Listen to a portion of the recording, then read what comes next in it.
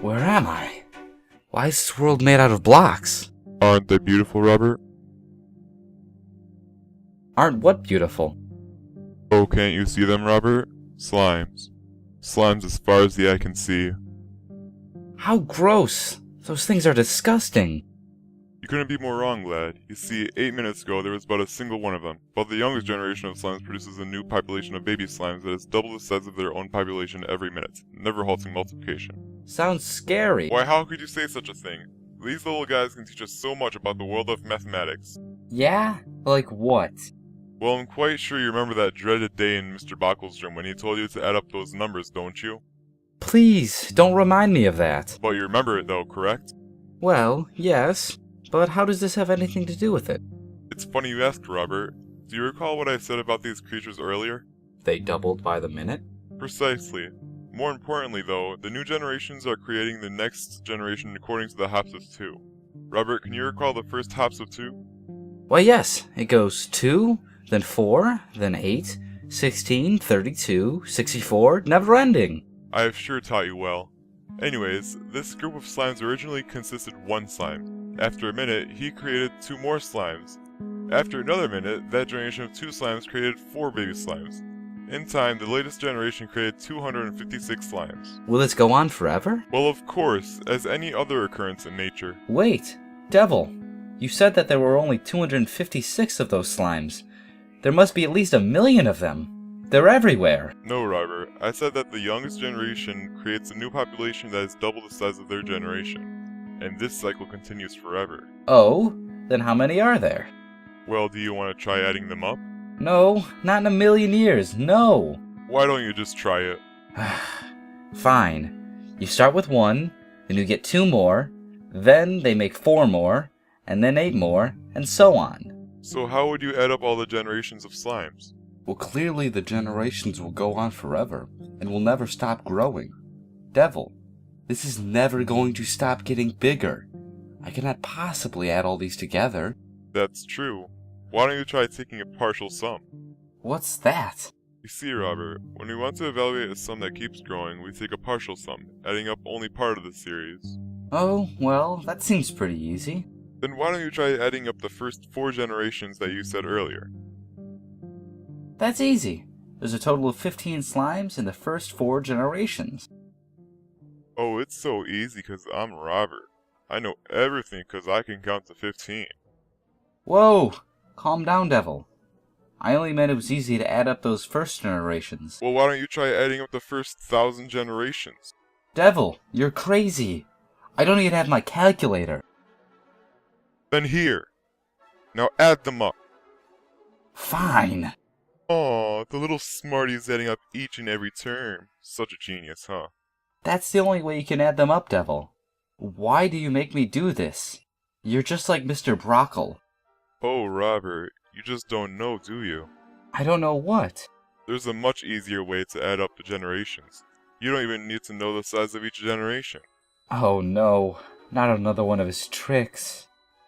Robert, if you know how many slimes you started with, and you know that each new generation is twice the size of the previous, you find the sum of the first n generations by multiplying the initial amount of slimes by 1 minus 2 hop n and dividing that L by 1 minus 2, which is negative 1. So in the case of the first 4 generations that you calculated to be 15, you started with 1, multiplied by 1 minus 2 hop 4, which is equal to negative 15. You would then divide this 15 by negative 1, giving your answer 15. Wow, Devil. You never fail to amaze me. So if I wanted to find the amount of slimes in the first 1,000 generations, I could do the same thing, but use 2 hop 1,000 instead of 4? That is correct. But that would mean that there were a total of... Wait. My calculator cannot calculate that. What gives? I guess it's just too large of a value. Anyways, Robert, do you see how fast a population like this can grow? That's insane. Robert, follow me this way.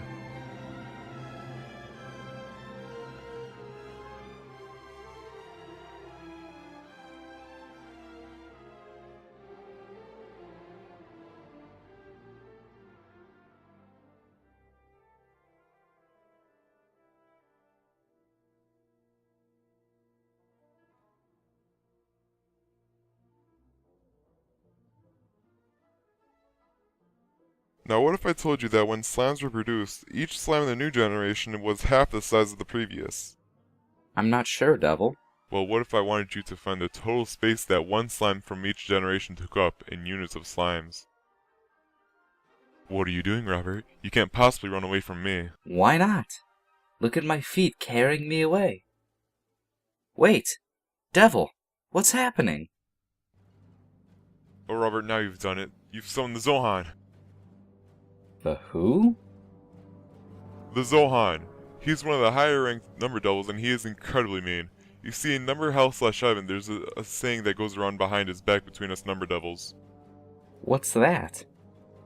You don't mess with the Zohan. Everyone in number hell/heaven knows this. You just don't. Why? What does he do?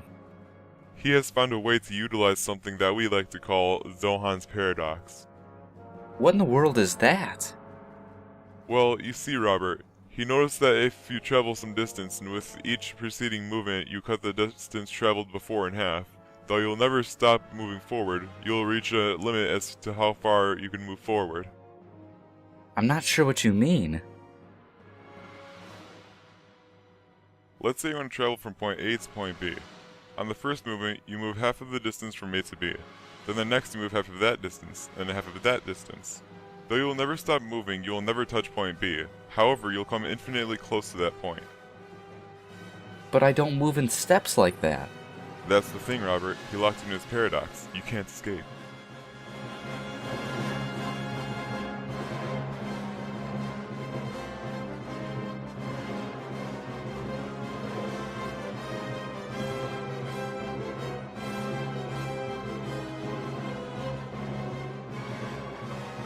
Vince malambono.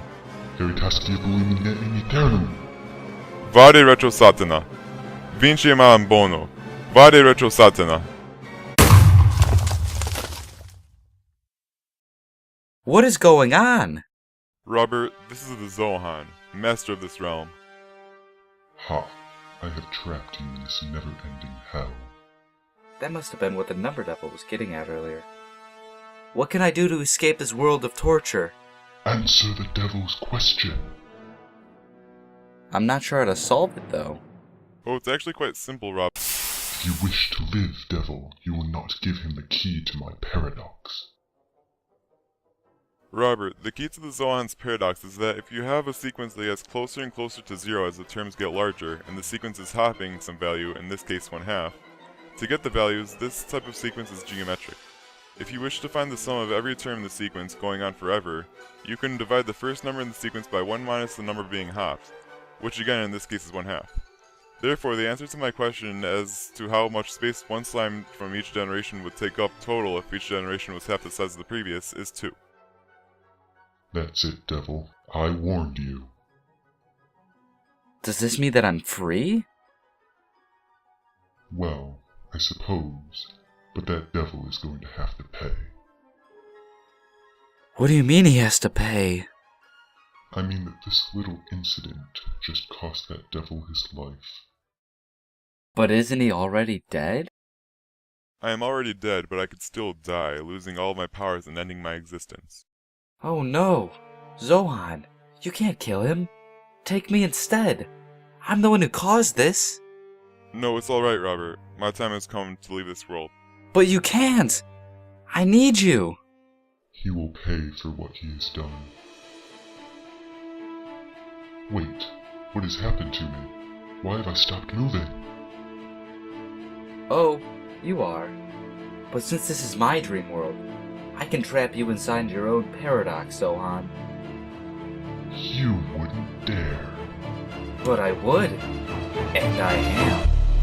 Well, it doesn't matter. I can escape my own paradox. That may be true, but you can't escape the imaginary realm. The what? You see, the number devil has bred into me a deep fascination for mathematics. When he taught me about taking rutabagas of numbers, I noticed that there was no way to take the rutabaga of any number that was negative. I sat in the shadows, in utter silence for days. My parents thought I was going mad, but I was thinking about numbers, and about a way to take the rutabaga of these numbers that were negative. But that's impossible, Robert. It is not.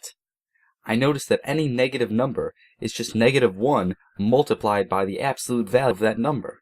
For example, -9 is the same as -1 times +9. But how did you take its rutabaga?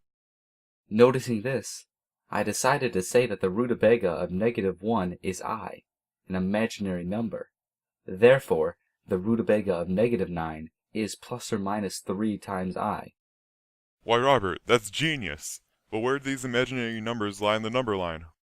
They take up a whole new dimension, a part of what I call the complex plane. What's that? Well, it links imaginary numbers to the real numbers, though they are in separate dimensions. That's brilliant. But how does this affect the Zohan? Simple. This is my dream. I can send him into the imaginary realm, so that they can never escape or bother us again. Oh, Robert, please don't do that. I'll be good. I'll help you with your math homework. I'll teach you more about the world of complex mathematics, such as calculus, and how these series allude to one of the most interesting topics of mathematics, the integral. What is that? You see, a series is a summation of terms from a sequence or list. An integral, however, is the sum of the areas of infinitely small sections of functions. They're used to find the area underneath a function and are also useful to solve many complex math problems. It doesn't matter, Zohan. You tried to kill one of my friends. For that, you must pay.